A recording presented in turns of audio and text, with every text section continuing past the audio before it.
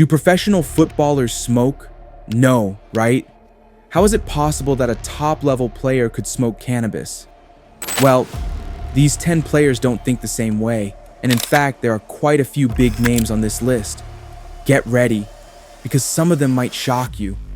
I couldn't believe that one of the greatest players of all time smoked 40 cigarettes a day. Number 10, Mesut Ozil. Let's start with one of the best German midfielders, Mesut Ozil. It's a big secret whether he regularly smokes weed or if it was just a one-time thing. But a few years ago, while on vacation in Ibiza, he was caught taking a few puffs of herb. And of course, the media went completely crazy. Everyone demanded an explanation, and Mesut came up with one, but you could tell he made it up on the spot. It was because I lost a bet. This only happened once, I promise you, I don't smoke. Oh yeah, sure, Mesut. I'm guessing he lost a few more bets after that one. But who knows? He had an incredible career, so apparently it wasn't that big of a deal after all. Number 9, Mario Balotelli. This one might not surprise you too much, but I'm going to tell you a story you've probably never heard before. Mario Balotelli has never cared about what people think. Super Mario does what he wants, when he wants. And one of those things, apparently, was smoking. Balotelli was caught smoking multiple times throughout his career, and the media did not go easy on him, especially during his goal drought at Liverpool. Things got so bad that he even got in trouble with the law. Luckily, it wasn't because he was smoking anything illegal. He simply got caught smoking on a train. But you know what? Mario didn't stop smoking. His reputation was so bad that when AC Milan signed him from Liverpool, a ban on drinking and smoking was included in his contract. Imagine being the lawyer who had to write that clause.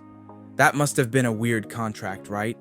But at least it worked, because after that, he was never seen smoking again. Well, until he left AC Milan. The day he got caught smoking again, things got even worse. He was seen smoking on the day of his first match for Brescia, right before playing against Juventus. A very important match. Mario, what were you thinking? But again, Super Mario does what Super Mario wants. Number 8. Marco Verratti. PSG was about to face Manchester United in a crucial match. But the night before the game, Neymar was celebrating his birthday. You'd expect players preparing for such an important match to stay focused and relaxed. But Marco Verratti had other plans. He partied all night, drinking and smoking before the game. But what happened during the match shocked everyone. Instead of putting in a poor performance, Verratti had the best passing accuracy, the most touches, and the most fouls won. Everyone, including his critics, was amazed that he played so well despite his smoking habit. But that's the complete opposite of the next player, who couldn't maintain his best level because of alcohol, cigarettes, marijuana, and more. He did it all. This might be one of the craziest football stories ever. Number 7, Adriano, the Brazilian legend. This man was one of the best players in the world. I remember admiring his legendary skills, but unfortunately, he ended up falling into all sorts of problems, including allegations of cannabis and drug use. Adriano had just left Milan to play with the Brazilian national team, but after the international break, he never returned to Inter Milan. Everyone wondered where he had gone. That's when rumors started spreading that Adriano had been spotted at a party in Brazil. But not just any party. It was a party hosted by a local drug trafficker in Adriano's hometown. People even claimed they saw him with 2 guns on his belt, smoking marijuana and drinking non-stop. He was crying and complaining about fame, saying, "Money isn't everything." Later, the police stated that these claims were completely false, so it's hard to say if he actually smoked weed. This is a very suspicious story. I'll let you decide in the comments. Number 6. Gino Coutinho, the goalkeeper who owned a weed farm. Gino Coutinho was a Dutch goalkeeper who played for some of the top teams in the Eredivisie. He struggled to establish himself as a first-choice keeper until he joined ADO Den Haag in 2010. But it turns out that his football career wasn't the only thing progressing, because secretly, Gino was getting high, a lot. He loved his magic plants so much that he built a plantation with different types of cannabis. Not 1, not 2, but 4,200 different types of weed. He was serious about it. until law enforcement discovered his operation and sentenced him to 12 months in prison. His career quickly fell apart after this incident, but I'm sure he's still floating somewhere in the clouds. At least his addiction only got him 1 year in jail, because for the last player on the list, his addiction sadly led to his death, and we'll see that in a moment. We're now entering the top 5, full of legendary names. Number 5, Gianluigi Buffon. Juventus reached the Champions League final in 2017, and Buffon, known as one of the coolest men in football history, was filmed holding a cigarette. That's the only time he was caught on camera, but according to his former teammate Nicholas Bentner, it was definitely not the only time Buffon smoked. In fact, Bentner claims he once caught Buffon and Andrea Pirlo smoking in the Juventus locker room bathroom.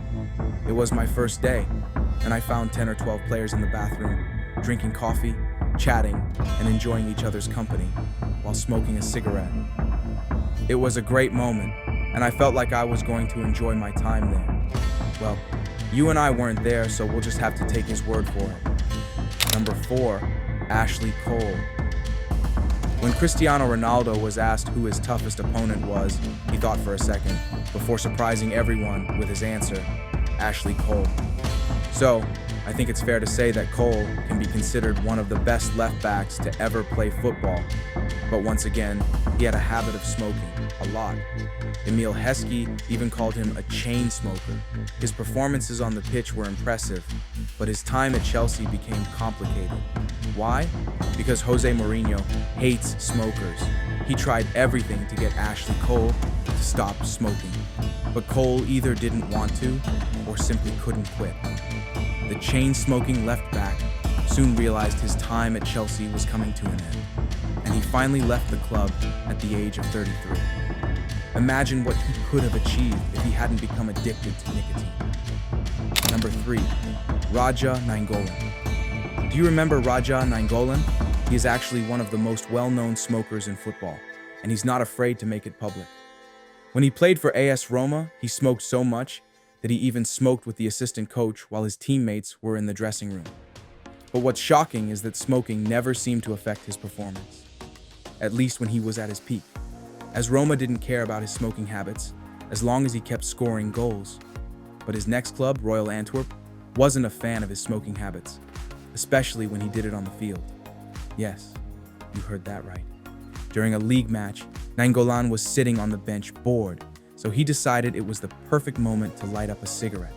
Royal Antwerp did not appreciate this, and they suspended him indefinitely.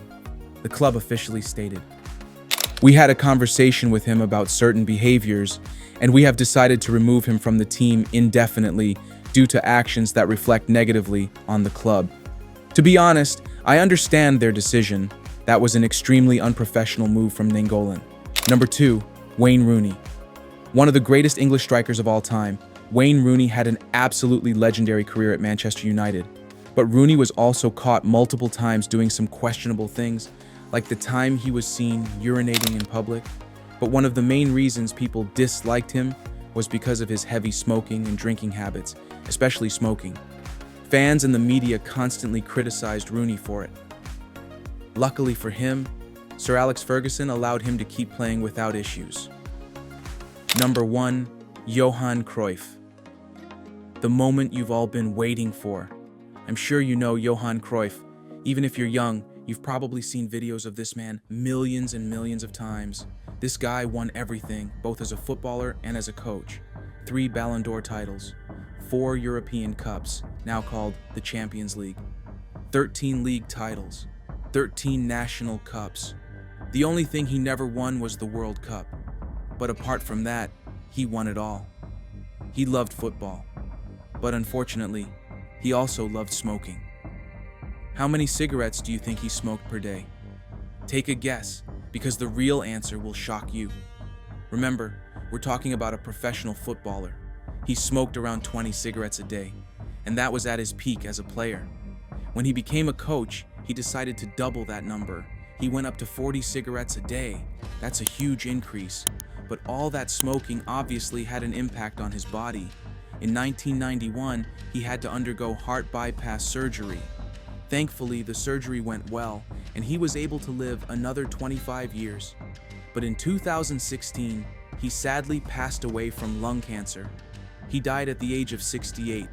He was definitely one of the few people who could defy the effects of smoking and still perform at an unbelievable level in football. Can you imagine a top player today, like Haaland, Mbappe, or Bellingham, smoking a pack of cigarettes a day?